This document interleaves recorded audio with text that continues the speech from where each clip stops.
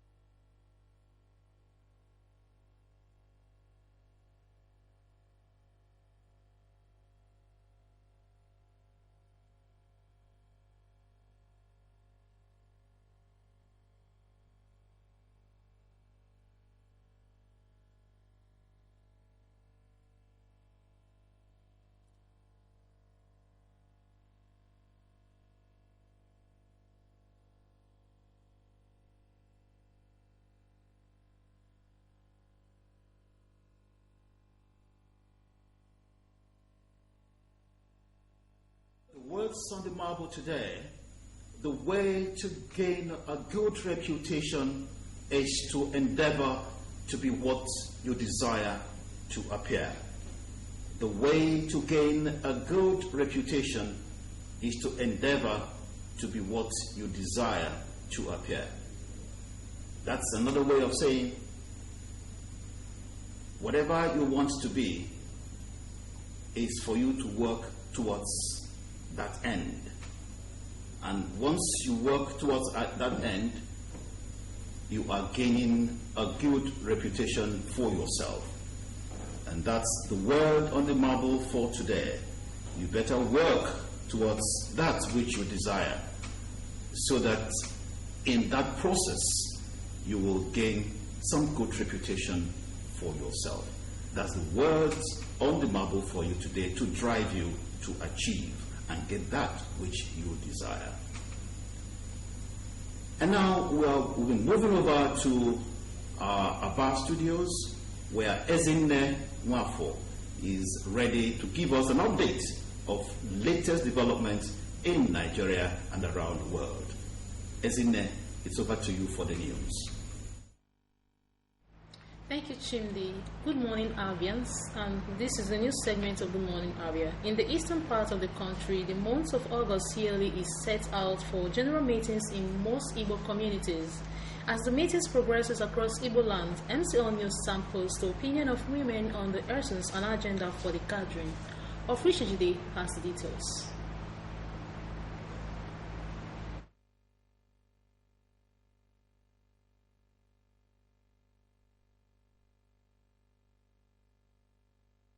Foster the progress of society and to build stable homes, particularly across Igbo communities, August meeting was instituted.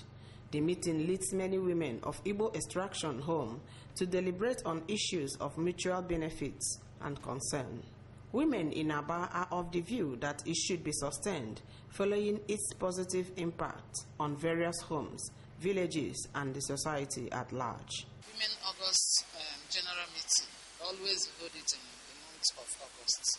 I think it is a welcome development. It's a good idea. Through it, so many things have been achieved in so many communities. And as such, our men folk cannot stay without these women coming home by August meeting. There are so many developmental strides the women had achieved. So many churches, so many town halls were in shambles before this August meeting. The respondents pointed out that the purpose of August meeting is on unity, peace among women, and societal development. They further advised women to use this year's event to focus on children's upbringing.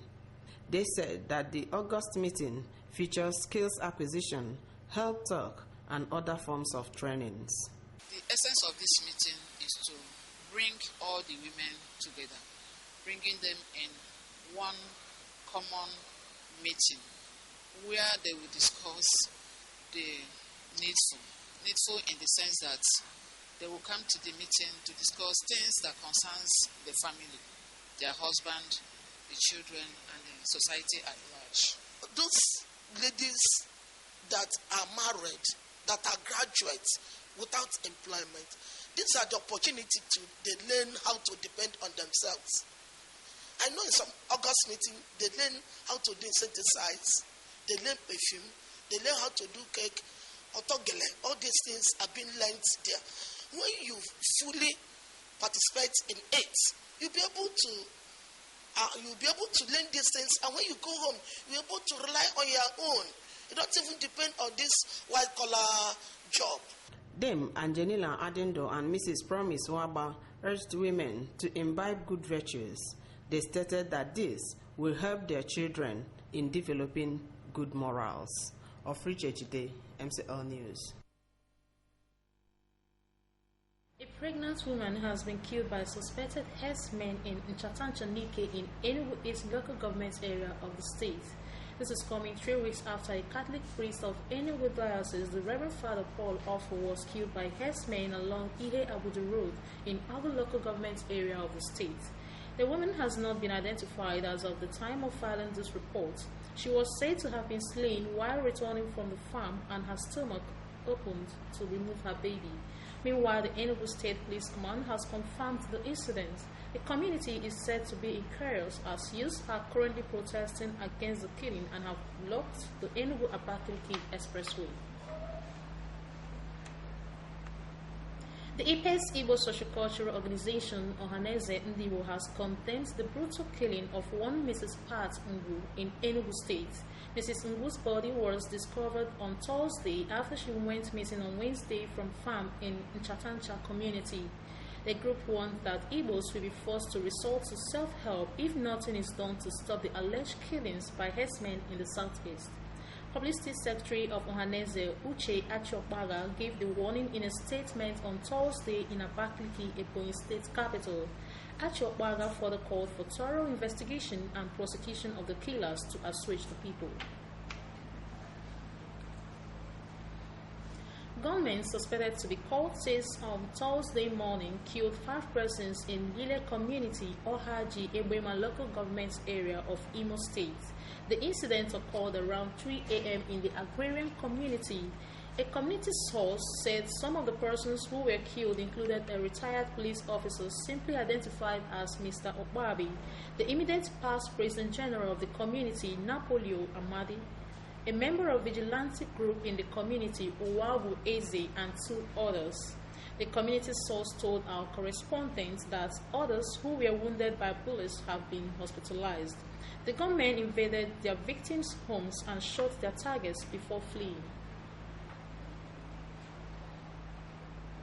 President Muhammad Buhari has expressed concern over the poor state of facilities in public universities due to long years of inadequate funding. President Buhari, however, promised that his administration would continue to place a premium on education at all levels. The president stated this on Thursday while commissioning the Postgraduate Center of Excellence built by the Central Bank of Nigeria. The center was built at the Ahmadu Bello University Zaria in Kaduna State. He stressed the importance of education to the development of a nation, as it is the way people can be lifted out of poverty.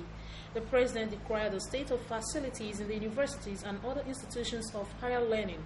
He noted that facilities in universities have not kept pace with the requirements of the ever-growing population of students and other stakeholders. The three tiers of government shared 769.523 billion naira as of July allocation of the Federation Accounts Allocation Committee (FAC). The figure comprised revenue from value-added tax, VAT, exchange gain, and gross statutory revenue.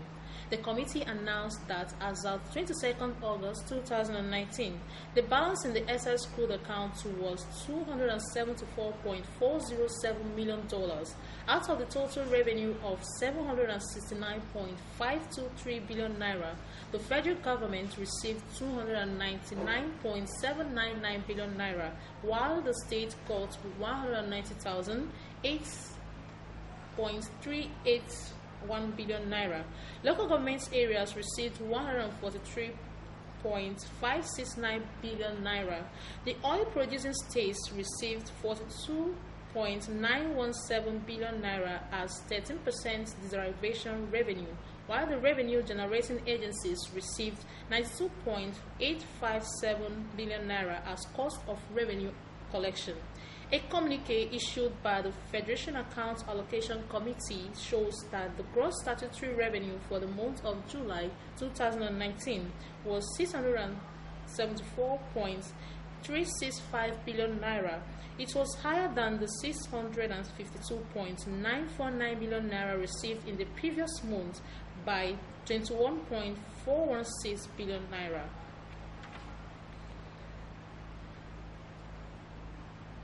The federal government has begun moves to recover 614 billion naira it earlier gave to 35 states on what has been described as budget support. The Minister of Finance, Budget and National Planning, Zainab Ahmed, made this known when she briefed State House correspondents at the end of the National Economic Meeting. Vice President Yemi Osibajo presided over the meeting. Ahmed said government has set up a committee charged with the task of recovering the fund. The setting up of the committee comes about 24 hours after President Muhammad Buhari inaugurated his cabinet. The minister had presented an update to the council concerning the budget support facility, which she said that 5 states benefited from. She said each of the affected states would have to pay back an equivalent of 175 billion naira. Minister of Humanitarian Services, Disaster Management and Internally Displaced Persons, Sadio Farouk, on Thursday received 133 Nigerian refugees. The refugees returned home from Cameroon. They arrived Yola Airport aboard a Nigerian Air Force plane at about 5 p.m. local time. The refugees, mostly women and children, had fled to Cameroon at the height of Boko Haram attacks in the northeast. The minister said the refugees, who are all from Adamawa State, would be accommodated at Duwari Transitional Camp in Yola South local government area after screening. She said there are about 97,000 Nigerians taking refuge in Cameroon, out of which 8,000 were from Adamawa and the rest from Borno. Farouk said that the evacuation of the refugees would continue up to the time that those that wanted to come back to Nigeria were brought back home. Transmission Company of Nigeria, TCN, has said the federal government has approved 600 billion naira to be injected into the nation's electricity market. Speaking at the Market Operators, Participants and Key Stakeholders 2019 Third Quarter Interactive Forum in Abuja, its market operator Edmond AJ said the fund will be disbursed soon. He stated that the intervention is for the payment of the shortfall in electricity invoices for the entire market. Edmond AJ said the intervention is not restricted to a single chain in the market, but a holistic one.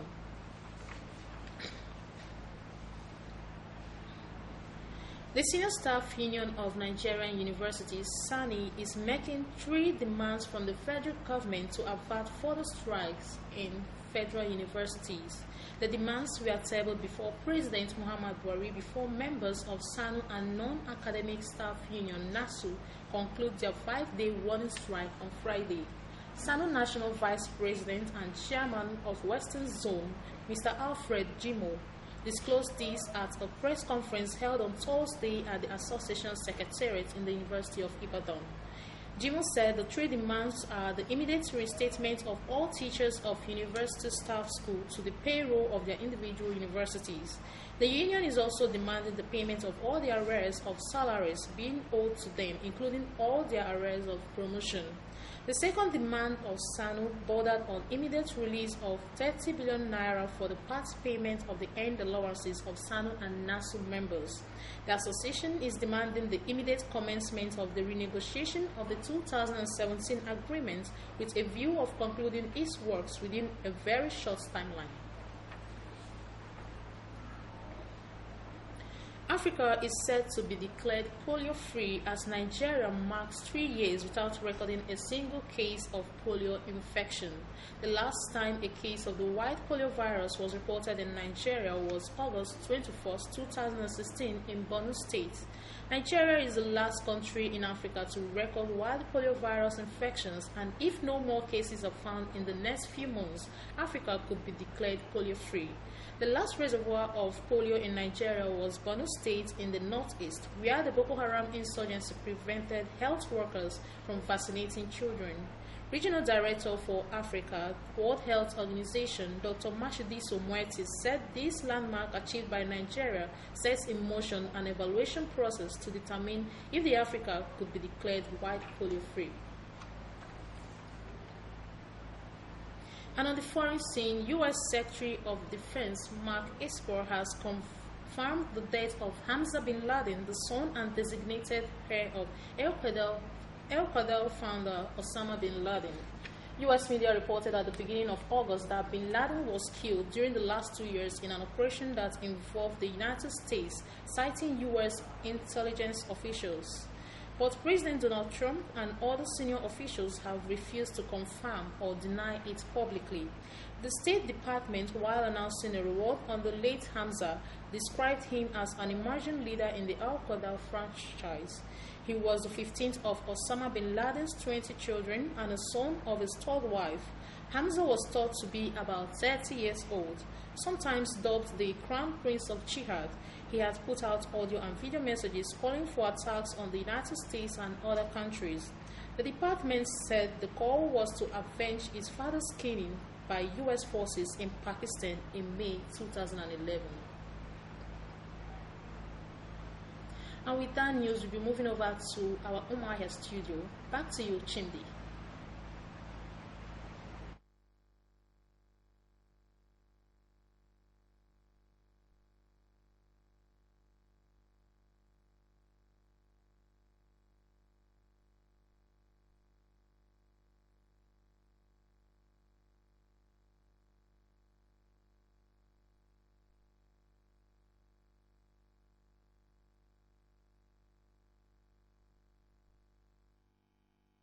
Thank you very much, Zinne, for that update on latest development in Nigeria and around the world. We'll now move over to the newspaper review. We'll be looking at some of the issues that made the headlines in some national dailies. And we're starting with the Daily Sun.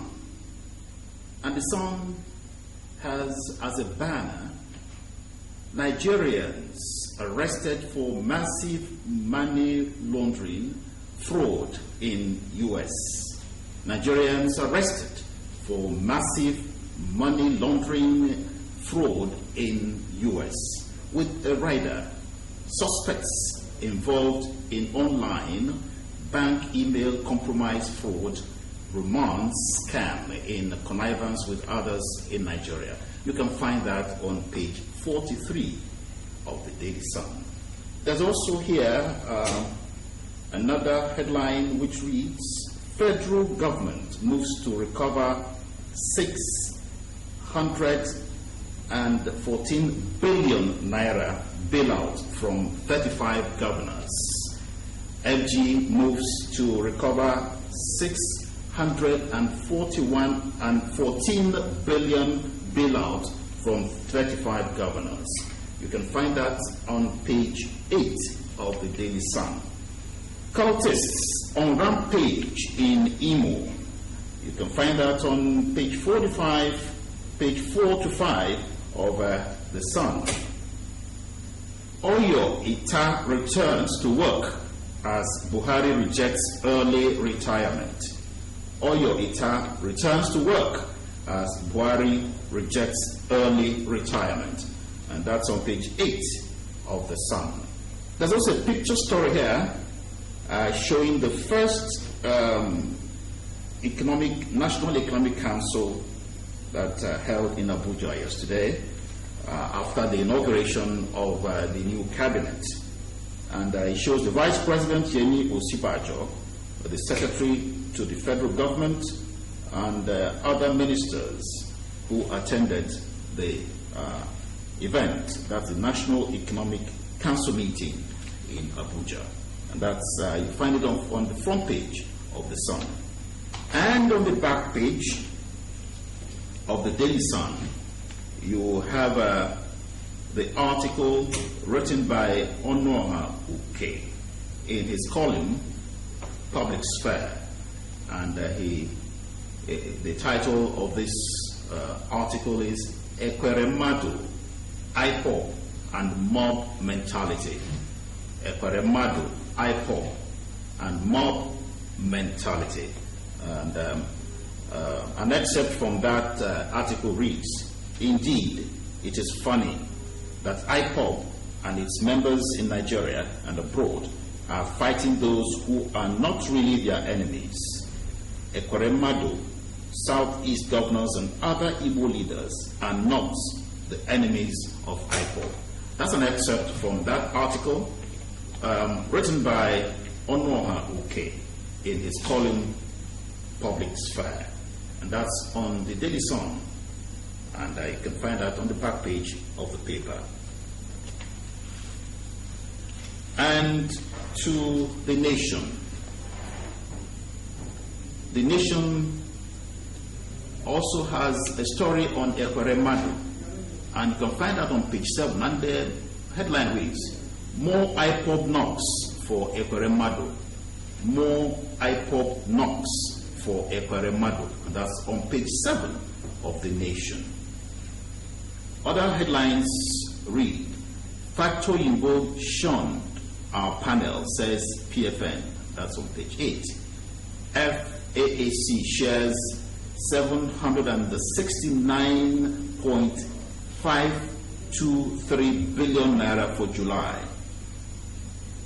FAAC, that's FAC, shares 769.523 billion naira for July. You can read details on page 7.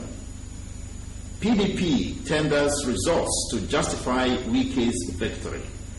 PDP tenders results to justify Wike's victory. And that's on page 41. And a banner here reads, "Governors give condition to refund 614 billion naira to federal government." Governors gave condition to refund 614 billion naira to federal government. It has a rider which says, "Lawmakers to get 2020 budget September. Call members for community policing." These are riders to this banner on the front page of the Nation. And you can read details of the story right from the first page, and it continues on page 6 of the Nation. And right at the base of the paper, that's the Nation, there's this headline which says, "Ohaneze Enugu government condemn murder of woman." Ohaneze Enugu government condemn murder of woman. You can get the details on page 5 of the Nation. And 2 picture stories here. One shows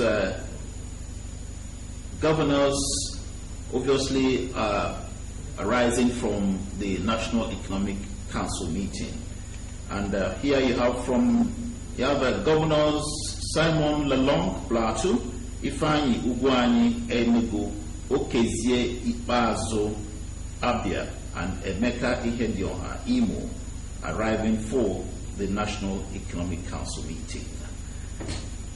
You also find on that the other picture story, Governors Emmanuel Udom, Akwa Ibom, Aminu Tambuwal, Sokoto, Abubakar Badehu, Jigawa, and Willie Obiano, Anambra, also at the NEC meeting. That's the National Economic Council meeting, which held yesterday.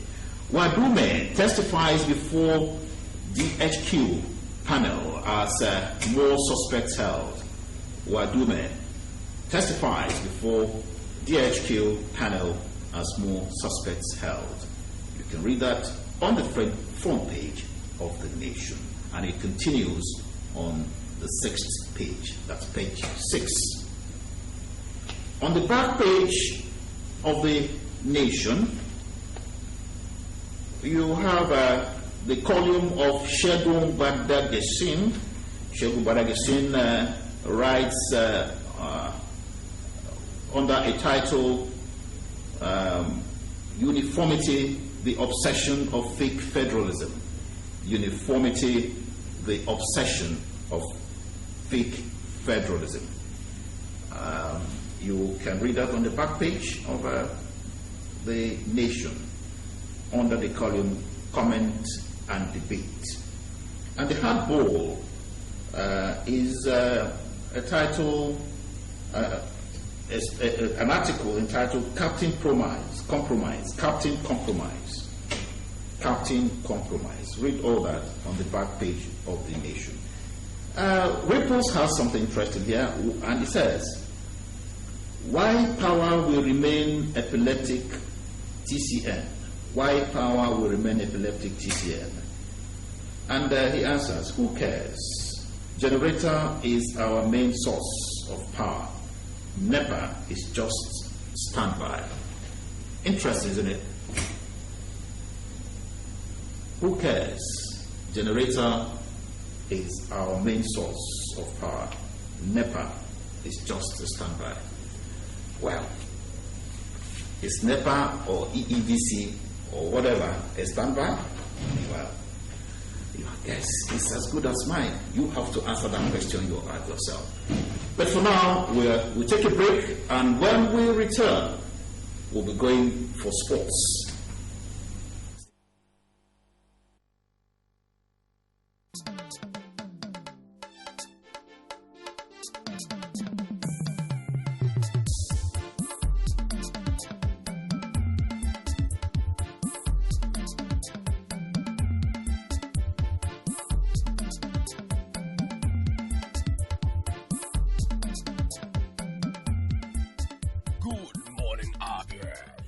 Stop breakfast show on TV.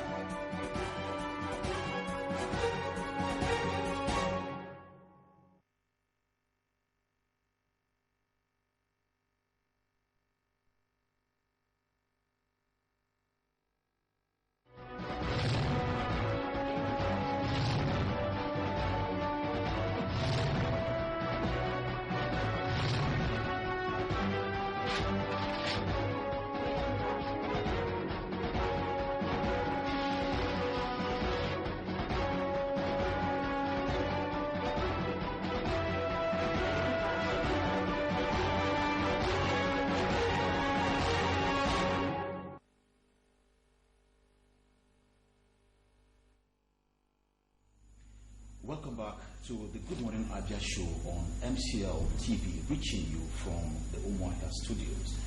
And now we'll be looking at some of the issues that came up in today's papers. Emma Mazu is here with me. Emma, good to have you on this program. Thank you very much. Thank you for having me. Yeah, it's good to be with you after some time. It's been a while indeed. Yes. I'm sure you are following events. Of course. Soon after the inauguration of the federal cabinet, the next thing that happened was the National Economic Council meeting. Yeah, exactly. And of course, you know that the governors and the ministers are in that body. Of course. And it was presided over by the Vice President. Oh, sure. The Vice President, as usual, is the chair of the National Economic Council meeting. Exactly.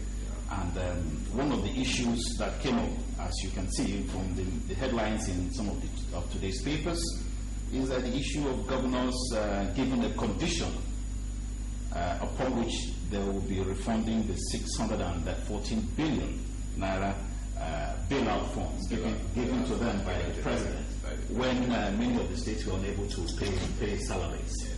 And from what we see,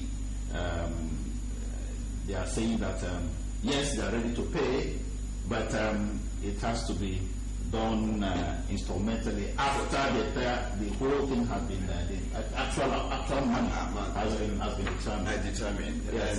And, to me, I am seeing another form of pari club arrangement. Yes.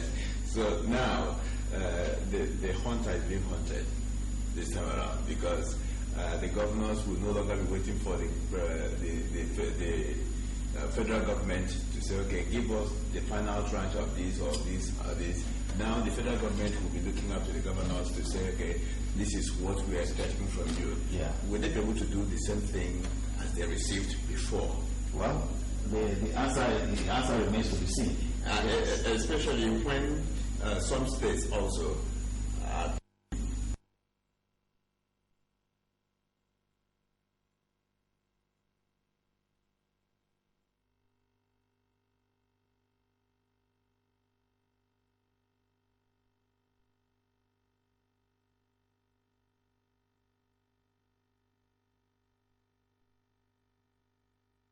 considering the fact that some of them are not even able to get the required IGR.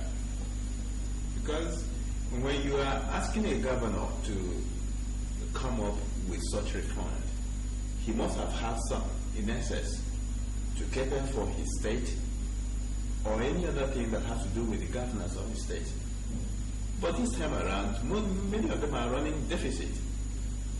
Yes, and that once again brings into focus the need for the states to do a whole lot more in improving their internally generated revenue. That's true. And it's not as if some experts have said that it's not as if the states don't have the resources from where they can generate revenue, but that there appears to be a lot of loopholes, in the internally generated revenue sources. So, their inability to harness these things has always remained the albatross, if you ask me to, if you permit me to use that particular word. Because if no matter how good or how viable any state can generate is internally generate revenue internally, if these loopholes continue to exist, it's as good as nothing. So that means, in other words, the states must remove all kinds of sentiment in handling the revenue generation machinery of their states. Exactly. And if we must look at it again from a larger perspective, wouldn't you think that this question of raising funds internally by states again calls to question the need for a true federalism in Nigeria? Of course, there are many things that we have clamored for that are not easy to come by. And this is one of them. What you just mentioned now is one of them. And in all honesty, we seem not to get, to the reason. We experience difficulty in having the men. How do I put it? The men. Remind me of the word again. True federalism. When you talk about true federalism, what does it take to get to true federalism? It has to do with also constitutional review. Our constitution, is it in the best interest of Nigerians? Some people are saying, okay, the constitution we are operating with now, or the constitution we have as a country, was not actually the mind of the people, but something that was handed over by the military. So does it actually reflect the mind of the general populace of Nigerians? No, it does not. And many people from all quarters have kicked against the true federalism that we have been talking about. So it is, to me, if we keep saying, okay, we have to return to true federalism, it's only just a mirage. Just a mirage. But what can the governors themselves do? I know in Abia, the state government here once said they were going to do revenue harmonization or so. Okay, a situation where people will have to be able to go to the bank and make payments without crowds chasing people around. To what extent have we succeeded in the state? Is it not time we bring in technocrats, those who are financial professionals, that will be able to manage these things very well, set templates, pass a law, go through the House of Assembly, pass a law that this is going to be the way it's going. Any form of violation will now be dealt with. But if you just leave it like that by mere proclamation, this is the way the IGR will be. I am telling you, there are people who feed fat through this, the flying revenues. But again, talking about the economy, the states are somehow grouped under geopolitical / economic areas. For instance, the Southeast. People have mounted, sorry to use that word, people have often mounted the need for economic integration among states in the Southeast. In the hope to which they have governors have actually gone for a meeting severally and also made it an agenda. Yes, the governors and some economic gurus around the Southeast and even some professionals have had several meetings on economic integration in the Southeast to also ensure that the economies of the states in the Southeast, geopolitical zone, are revived so that economic independence that is required for true federalism. Again, is achieved. Are you enthused by the way these things are going? It's been a long while. Some of us are beginning to get disturbed. Well, being enthusiastic about these issues is something that is a normal occurrence. It has been occurring and everybody knows about it. But to me, there is no political power, there is no willpower to get this thing done. They have been dancing around it. It is not enough for you to gather in Enugu, set up an agenda, or at the end of the meeting, you read out a communique to which the press will feed on. After that, after some months, you go back again to, dilly-dally on the same thing, to come back, it doesn't solve the problem. We should be able to see something practically done about it. Okay, just take for instance, a state like Enugu. We understand they have a law establishing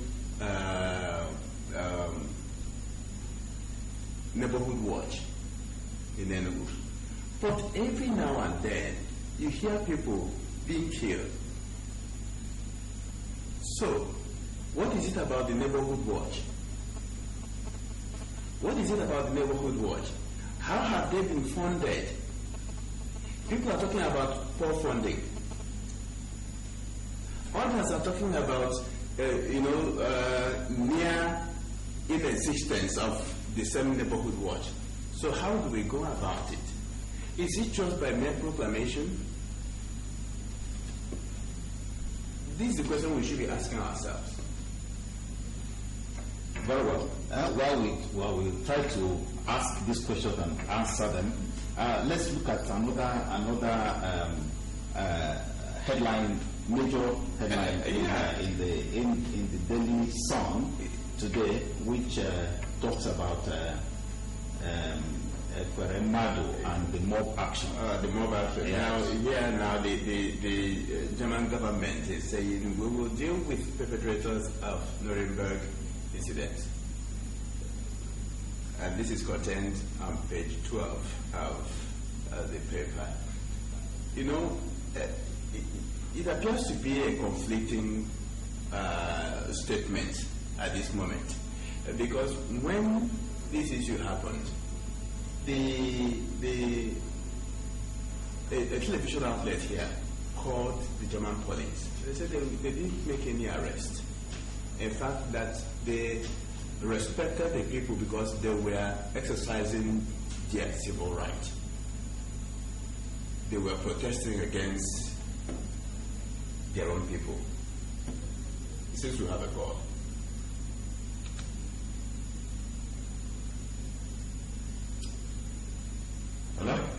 Hello? All right. Maybe the other person will be able to call back. So they were just saying that they respected the people and their own rights, their right to protest, their right to make, their voice. Hello, good morning. May we know who's calling, please? Yes, please. May we know who's calling, please? Yeah, my name is Chemela. I'm calling from Abia. Yeah, welcome, Chemela. Let's have your opinion. Yes, I want to speak about the federal government are asking our governors to report the 614 billion naira back. When this money was being chucked out, I know that, and the governors also refused to understand that this is a great gift. This is a great gift. It was a political gift. And yet these local governments wanted to use this money to make sure that some of their governors were appointed back in government. Because I know that everyone would have lost the last election and lost also in many states. Unfortunately, some governors refused to understand that was a trap set for them. So some use it in paying staff salary, while some also use it in doing what we don't know. And they have refused to say to their people what they should have done that they fought for. So I am of the opinion that the state government take the government to court. Because when you do somebody alone, also have the government and the issue. Final loan will be reported. Whether the loan will be 10 years or 15 years or a year. So according to the government now to start reporting this money, it's a trap. And if I have the government, believe me, I will take the government to court and demand that this money to be refunded either in 20 or 30 years' time. Okay, thank you very much for that opinion. Yeah.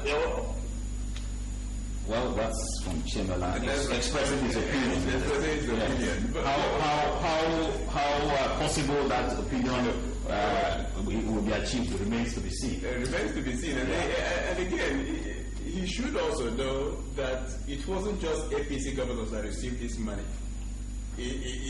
It cut across the states. Apart from Lagos. Apart from Lagos.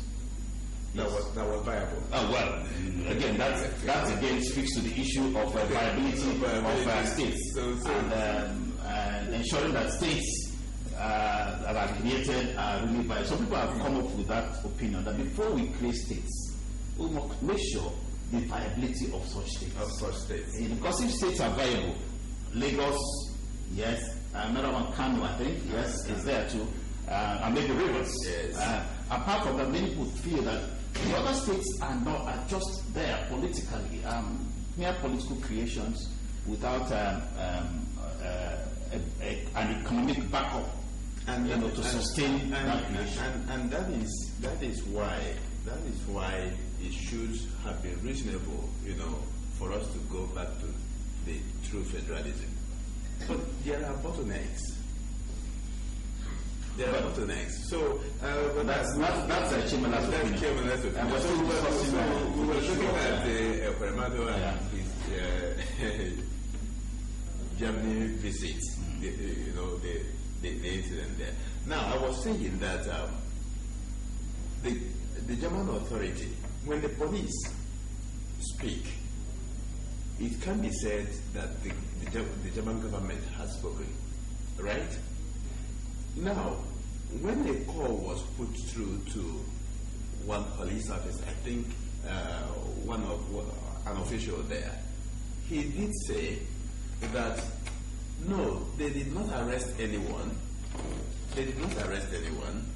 And they were not pressing charges because the people acted within their fundamental human right to protest against their representative.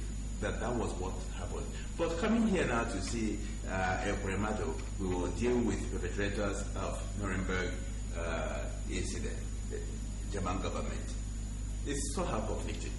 But maybe they suddenly realized that what happened could affect the bilateral relations between Nigeria and Germany. And Germany has a substantial economic interest in Nigeria. And just making that initial statement, off the cuff, if you ask me, sent a very wrong signal to the Nigerian government. Because after all, Ekweremadu is a sitting senator and on an official visit, and for such a thing to be allowed to happen, and just dismiss it with a wave of hand by the government of the country. I mean, maybe they just realized it, and they are coming up with a better statement. And again, if we just suppose the situation, maybe a German official in Nigeria being attacked by Germans here, how the government would have reacted also would have painted the picture. Well, however they want to do it, let's see what's coming ahead in the nearest future. And the issue of